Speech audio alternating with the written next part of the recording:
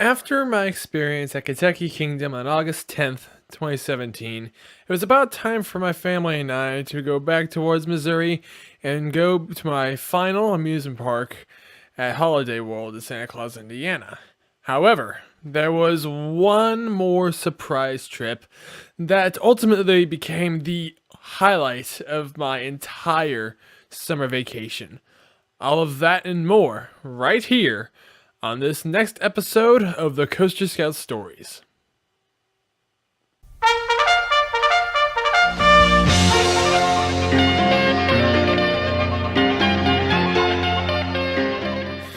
Hello, everyone. I am David from the Coaster Scouts, and today I was originally planning on having a video to sum up the rest of my summer vacation with my family in 2017.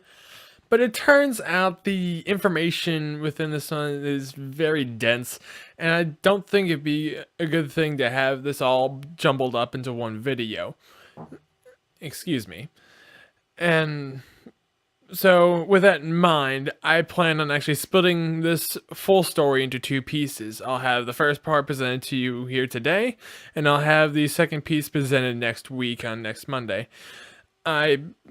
I think this is better off for me to say this full story, and then from there I'll work on finishing up this entire trip that I had in August of 2017.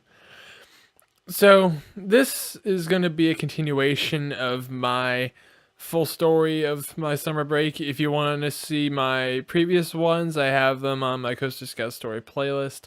But nonetheless, let's get started with this story.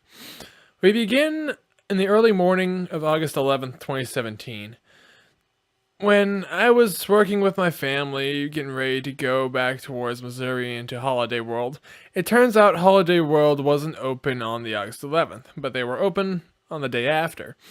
So with that knowledge, we did our best to try to find ways to fill up that day with activities or things to do in a certain place or time. For me, I originally wanted them to hopefully go to another amusement park, primarily Kings Island, since it was about a 3-hour drive away from our place. But unfortunately, it was more away from Missouri, and we needed to go towards Missouri. We just wanted to save the time, and that wasn't exactly a good place, a good plan to think of at that point. So that option was turned down.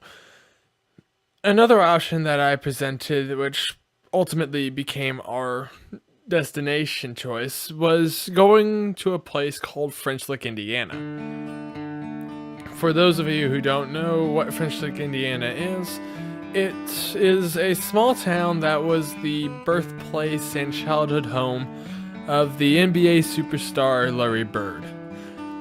Now, for me, I have come to adore Larry Bird for his tenacity, his self-motivation, his perseverance, his drive, his determination to do things.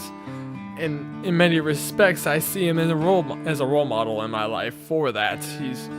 He's given me I've seen him as a will, like a guide for myself to be self-motivated, to get things done and do things that I want to do. As a fact with that, for myself, I didn't learn much about his career on my own. I never had a chance to see the man in action because I wasn't born yet. But my family held a documentary piece called Larry Bird, a basketball legend. And from that documentary, I've come to learn more about him and the things that he stood for. And to me, it's great to have had that option to see where my role model grew up, where his origins were, how he began basketball, how he got better at the game, and ultimately it was wonderful to at least have the option and go for it. And it was amazing that I had this opportunity to see with my own eyes some of the many things of the town. It was wonderful. The first thing that we did once we got into town was we went to a small museum in the town square. The place showed a lot of things that I didn't have much of a drive or attention for, but they did have a small exhibit for Larry Bird. You'll see a lot of the jerseys he had from his Springs Valley High School team, the Indiana State Sycamores, with the Celtics jersey, the NBA Dream Team jersey. There was a lot of things that were going on in that small exhibit that I just loved to see. I think there was also this small little tech piece where he could show all the covers of the sports magazines that he was a part of, including the famous college basketball secret weapon one. I think that was wonderful to see. I think along the path near towards the end of the museum, you'll see like this huge diorama of like circus, like a big circus, like something like that. It's just a big circus tents all around. It was a wonderful thing to see. It's just like, wow, it's a pretty nice diorama you got there. It was amazing with that piece. After the family and I were through the museum and we were almost on our way out, my father struck up a conversation with the head hostess at the museum, and as luck would have it, she helped us direct our way towards the homes that Larry Bird stayed at when he was a child. It was just great to see Larry Bird's home with my own eyes. It was wonderful to see that this is where he began. This is where it all started for him.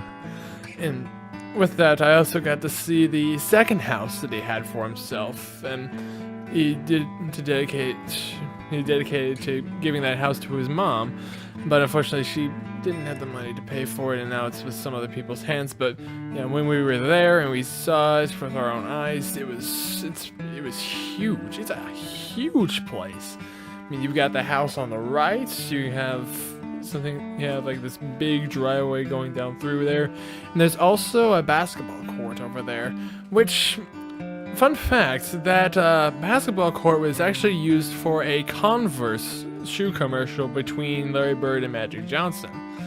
And with that, they're trying to have a little duke out with like whose shoe was better, the Larry Bird shoe or the Magic shoe. And I think there's more that's discussed over in another documentary that was from HBO, Bird vs. Magic, A Courtship of Rivals. And they talk more about how that event happened and how things were back then. And ultimately, I wished I was there when that commercial was. It's like seeing it with my own eyes how it was made, and it would have been wonderful to see, but I wasn't born yet, so darn. Excuse me. So after the family and I were able to see Larry Bird's homes, it became the little TMZ paparazzi for a time. We tried to find some other things to help, find some other attractions to help pass the time. And luckily enough, we found a couple of Branson-like attractions at French Lick.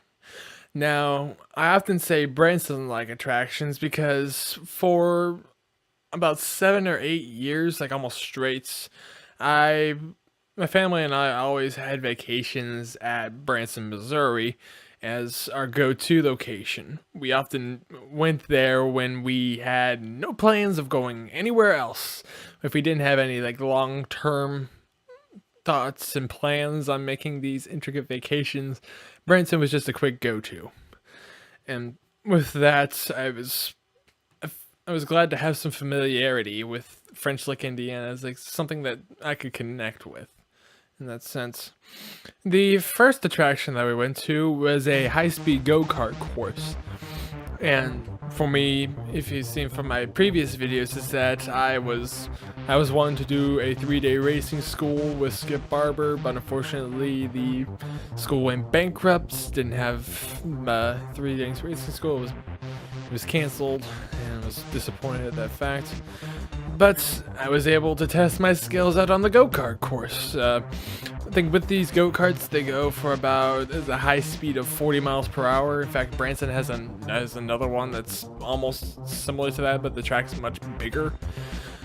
And I think they do the similar things. You'll have a headstock to cover yourself up. You have a safety briefing to go through because these cars are very dangerous if you don't handle them properly. And from there, my little brother and I raced against each other in that little small go-kart course. My brother was in front of me, myself behind, and as we went onto the course, I was able to pass him within the first or second corners of the course, and then from there just left him in the dust.